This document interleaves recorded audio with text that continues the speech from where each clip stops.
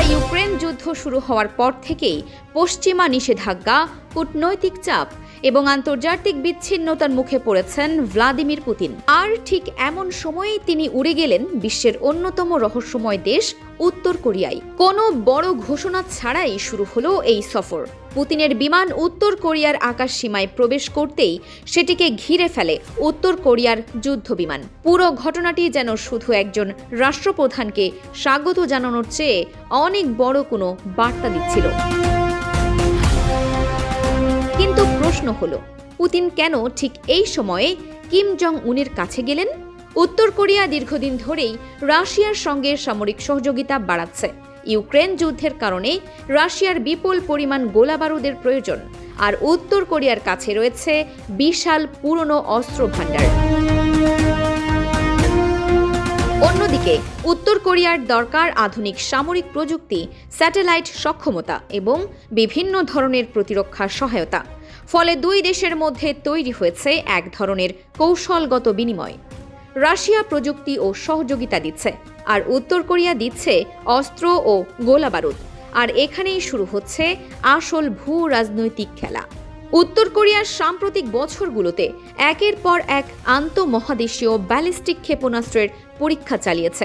বিশেষ করে হওয়াসং-17 এবং অন্যান্য নতুন প্রজন্মের ক্ষেপণাস্ত্র নিয়ে পশ্চিমা দেশগুলোর উদ্বেগ রয়েছে, কারণ এসব ক্ষেপণাস্ত্র হাজার হাজার কিলোমিটার দূরের লক্ষ্য বস্তুতে আঘাত হানতে সক্ষম এবং পারমাণবিক ওয়ারহেড বহনের জন্য ডিজাইন করা হয়েছে। তাহলে প্রশ্ন হলো, রাশিয়ার সঙ্গে ঘনিষ্ঠ সামরিক সহযোগিতা উত্তর কোরিয়ার এই ক্ষেপণাস্ত্র কর্মসূচিকে আরও শক্তিশালী করে তুলবে কি? শুধু ক্ষেপণাস্ত্র নয়, উত্তর কোরিয়ার ড্রোন, ইলেকট্রনিক যুদ্ধ, নজরদারি এবং বিভিন্ন সামরিক প্রযুক্তিতেও নিজেদের সক্ষমতা বাড়ানোর চেষ্টা করছে। রাশিয়ার সঙ্গে সহযোগিতা বাড়লে এসব ক্ষেত্রে উত্তর কোরিয়া নতুন প্রযুক্তি বা অভিজ্ঞতা পাওয়ার সুযোগ পেতে পারে। অন্যদিকে রাশিয়ার জন্যও উত্তর কোরিয়া গুরুত্বপূর্ণ, কারণ ইউক্রেন যুদ্ধ যত দীর্ঘ হচ্ছে, রাশিয়ার গোলাবারুদ ও সামরিক সরঞ্জামের চাহিদাও তত বাড়ছে। উত্তর কোরিয়ার বিশাল গোলাবারুদ মজুদ মস্কোর জন্য একটি গুরুত্বপূর্ণ সম্পদ হতে পারে। আর এই সম্পর্ক যদি আরও গভীর হয়, তাহলে শুধু রাশিয়া ও উত্তর কোরিয়ার মধ্যে সীমাবদ্ধ থাকবে না বিষয়টি। এখানে যুক্ত হতে পারে ইরানও। রাশিয়া, উত্তর কোরিয়া এবং ইরান, এই তিন দেশই যুক্তরাষ্ট্র ও পশ্চিমা বিশ্বের সঙ্গে বিভিন্ন ধরনের সংঘাতে জড়িত। তাদের মধ্যে সামরিক ও প্রযুক্তিগত সহযোগিতা বাড়লে ইউরোপ থেকে মধ্যপ্রাচ্য এবং পূর্ব এশিয়া পর্যন্ত একটি নতুন কৌশলগত সমীকরণ তৈরি হতে পারে। এটাই পশ্চিমা দেশগুলোর সবচেয়ে বড় উদ্বেগ, কারণ একটি দেশের সামরিক শক্তি যতটা গুরুত্বপূর্ণ, তার চেয়েও গুরুত্বপূর্ণ হয়ে উঠতে পারে তিন দেশের সমন্বিত সক্ষমতা।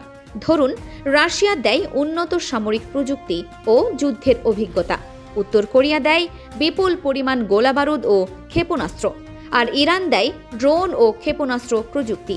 তখন এই তিন দেশের সহযোগিতা শুধু ইউক্রেন যুদ্ধকেই প্রভাবিত করবে না, বরং বিশ্বের বিভিন্ন অঞ্চলের নিরাপত্তা হিসাবও বদলে দিতে পারে। তবে এখানেই আরেকটি বড় প্রশ্ন, এই সহযোগিতা কি সত্যি একটি নতুন সামরিক জোটে পরিণত হবে, নাকি এটি শুধুই নিজেদের স্বার্থে করা সাময়িক কৌশলগত অংশীদারিত্ব? এর উত্তর এখনও পরিষ্কার নয়। তবে একটি বিষয় পরিষ্কার, পুতিনের উত্তর কোরিয়া সফরকে শুধু সৌজন্য সাক্ষাৎ হিসেবে দেখার সুযোগ নেই, কারণ যুদ্ধ যত দীর্ঘ হচ্ছে, বিশ্ব তত বেশি দুই ধরনের শক্তির মধ্যে বিভক্ত হয়ে পড়ছে, নিজেদের সামরিক সক্ষমতা বাড়াচ্ছে। অন্যদিকে রাশিয়া, উত্তর কোরিয়া এবং ইরানের মতো দেশগুলো নিজেদের মধ্যে সহযোগিতা বাড়ানোর চেষ্টা করছে। এতে রাশিয়া ও ইউরোপে নতুন অস্ত্র প্রতিযোগিতা শুরু হওয়ার আশঙ্কা তৈরি হচ্ছে।